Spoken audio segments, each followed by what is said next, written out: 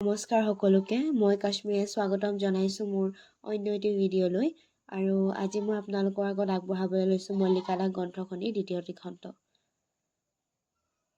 ভগৱানৰ ৰাজ্যত দিন আৰু ৰাতি আলো আৰু আন্ধাৰৰ সৃষ্টি দেখিও একোজন লক্ষপতি লোকে বিচাৰে জীৱন ভৰা সুখেই, কিন্তু পাই জানো? দুখ ধনৰ কোডালেৰে আঁতৰাই দিয়া বস্তু নহয় আৰু সুখো সোণৰ নৰ্দমা খানি ঘৰলৈ লৈ অহা বস্তু নহয়। দিন আৰু ৰাতিৰ দৰে মানুহৰ জীৱনত সুখ দুখৰ উভয় হয় ঠিক কোনোবা এক কালৰ ঘণ্টাধ্বনিত। তুলসী শৰ্মাৰ দৌলত লক্ষ্মী গৃহ প্ৰৱেশ কৰিছিল যদিও তেওঁ এটা কাৰণত জীৱনত সুখ নোহোৱা হৈছিল। সেয়ে হৈছে তেওঁৰ একমাত্ৰ ৰুগ্না পত্নী কমলা দেৱী। সদায় এটা অসুখ বিসুখ তেওঁৰ লাগি আছেই। পুতেক ধীৰেন শৰ্মাৰ জন্মৰ পিছৰ পৰাই তেওঁ প্ৰসূতি ৰোগত ভুগিবলগীয়া হয়। নানান প্ৰকাৰৰ চিকিৎসাটো তেওঁ ভাল নাপালে। এনেকৈ দিনক দিনে তেওঁৰ শৰীৰ ভাগি পৰিল। তেওঁৰ সুন্দৰ সুচাৰু ডাঠ চুলিকোছাও এডাল দুডালকৈ প্ৰায়ে নোহোৱা হৈ আহিল। মুখমণ্ডল বিকৃত ৰূপ ধাৰণ কৰিলে।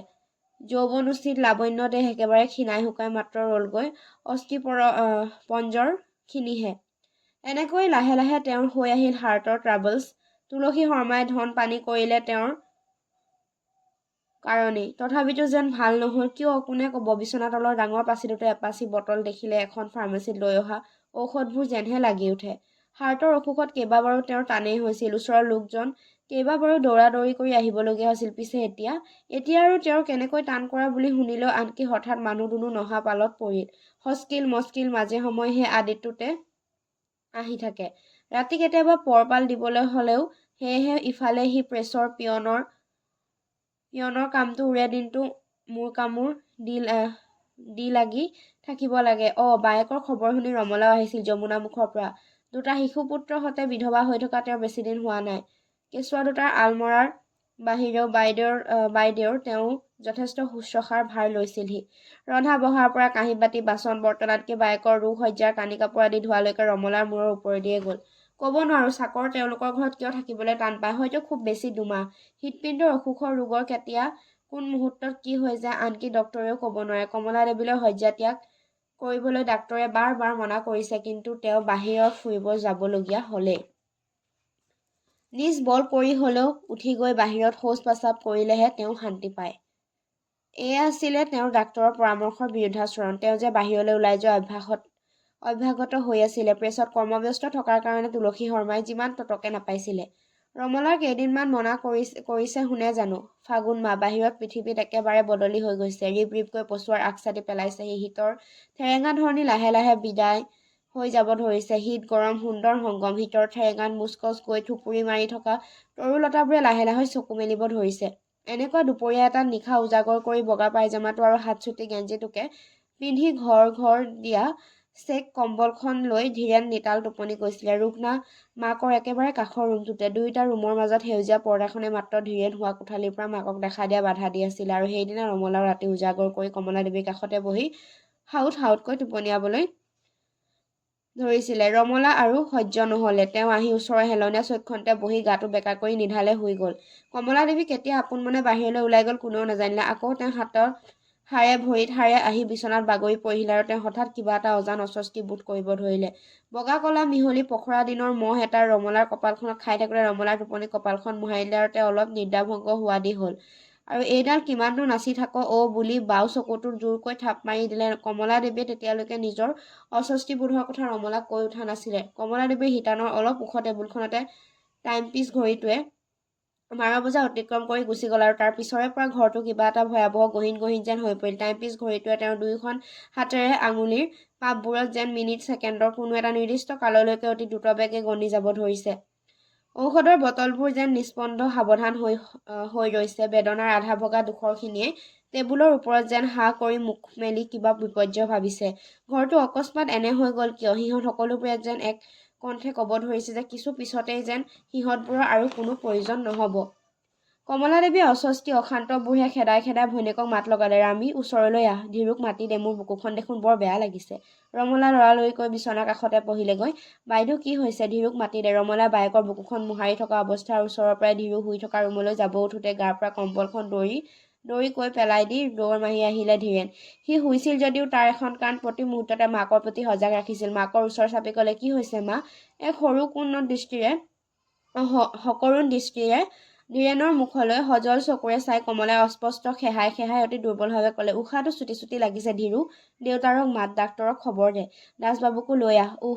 তেওঁৰ মুখমণ্ডল কিবা যেন এক বিবৰ্ণ হৈ আহিল। ধীৰেন শৰ্মাৰ বুকুত অকস্মাত এচাটি প্ৰচণ্ড ধুমুহাই তোলপাৰ কৰি উঠিলে। কিংকৰ্তব্য বিমূৰ হৈ সি চেণ্ডেল টেণ্ডেল এৰি দৌৰি আহিল প্ৰেছ ঘৰলৈ। দুৱাৰদলিত বাটামত উজুতি খাই তাৰ আঙুলি এফাল এৰি গ'ল আৰু সি তাকো ভ্ৰক্ষেপ নকৰি দেউতাকৰ ওচৰ পালেগৈ। দেউতা আহক, এতিয়াই আহক, মাৰ কি হৈছে চাওকহিচোন। সি আকৌ উন্মাদৰ দৰে সম্পাদক বহা ৰুমটোলৈ বিচাৰি গ'ল শংকৰলালক। তেখেতে নাই। মাত্ৰ চকীখনত আছে তেওঁ এৰি যোৱা চাদৰখন। সি ইফালে সিফালে প্ৰেছঘৰৰ মাজত এজন কম্পজিটৰ কাষতে থিয় হৈ কিবা কৈ থকা দেখিলে শংকৰলালক। সি দৌৰি গ'ল তালৈকে। খুৰাদেউ আহকচোন, আহক, মা কেনে কি হৈছে চাওকচোন। শংকৰলালৰ হাতখন টানি জোৰ কৰি আনিবলৈ চেষ্টা কৰি পুনৰ সি ধৰি আহি মাকৰ ওচৰ পালেহি। ৰমলাই চকুপানী মচি কমলাৰ বুকুখন মোহাৰি দি আছে।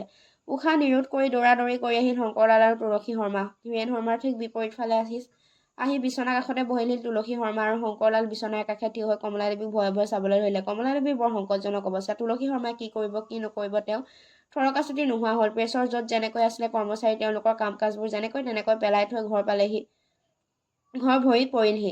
শংকৰলালে উপায়বিহীন হৈ প্ৰেছৰ এজন কম্পজিটৰ মহানন্দ শৰ্মাক আদেশ দিলে যে চহৰৰ ডাক্তৰ সন্তোষ দাস গুপ্তক তদন্তে মাতি আনিবলৈ। মহানন্দ প্ৰেছৰ পূৰ্বাঞ্চল লিখি থকা চাইকেলখনকে লৈ বিজুলী সঞ্চাৰে নগাঁও টাউনলৈ ৰাওনা হৈ আহিল। মৃত্যুমুখী লোকসকলৰ আত্মাবিলাকে মৃত্যুৰ কিছু পূৰ্বৰ পৰাই জীৱনৰ অন্তিম ধ্বনি শুনিবলৈ পায়। কমলাদেৱীৰ অশ্ৰু ভাৰাক্ৰান্ত নয়নৰ পৰা বাগৰি গ'ল দুধাৰি লোতকধাৰা।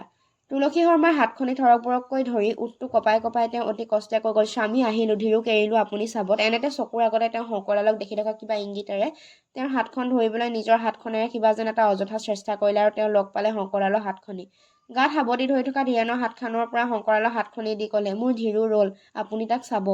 তেওঁৰ আৰু কথা ক'ব নোৱাৰিলে। হঠাৎ হৃৎপিণ্ড বন্ধ হৈ গ'ল। তেওঁ গাৰুটোৰ ওপৰতে অকস্মাৎ ডিঙিটো বেঁকা কৰি নিস্পন্দ হৈ ৰ'ল। মুহূৰ্ততে ঘৰ হাহাকাৰত পৰিণত হ'ল। কান্দোনৰ ৰোলে উৰুমি লাগি উঠিল গোটেই ঘৰটো। ডাক্তৰৰ প্ৰয়োজন অনৰ্থক হ'ল। ধীৰেন শৰ্মাৰ মাকৰ ভৰি দুখনিত ধৰি উদ্ভ্ৰান্তৰ দৰে যি পায় তাকে ইনাই বিনাই কান্দিবলৈ ধৰিলে। তুলসী শৰ্মাই আন এটা কোঠালীৰ হেলনীয়া ইজি চেয়াৰখনতে বহি মুখ ঢাকি অশ্ৰু সম্বৰণ কৰি থাকিলে। শংকৰলালে কাক কি সান্তনা দিব, সান্তনা দিলেও সি যেন দুখৰ কান্ধত ফুলৰ গন্ধ।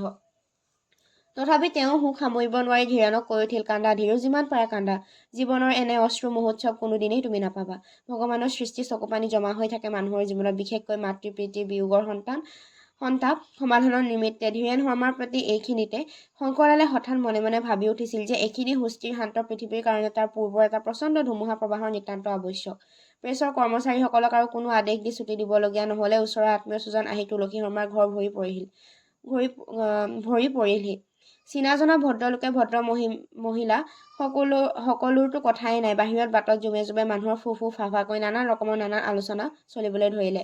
লাহে লাহে সন্ধিয়া ঘনাই আহিলে। কৃষ্ণা নৱমী নিশা ৰাতি এন্ধাৰত ধীৰেন শৰ্মাৰ মাকৰ শেষ বিদায়ৰ বাটত এডালি জোৰৰ অকণমান পোহৰেৰে বাট দেখুৱাই লৈ গ'ল সেই কলং পাৰৰ বগৰীজোপাৰ তললৈকে। বিজয়া দশমীৰ বিসৰ্জনৰ শূন্য মণ্ডপৰ দৰে শূন্য হৈ জয় পৰি গ'ল তুলসী শৰ্মাৰ আনন্দমুখৰ ঘৰ।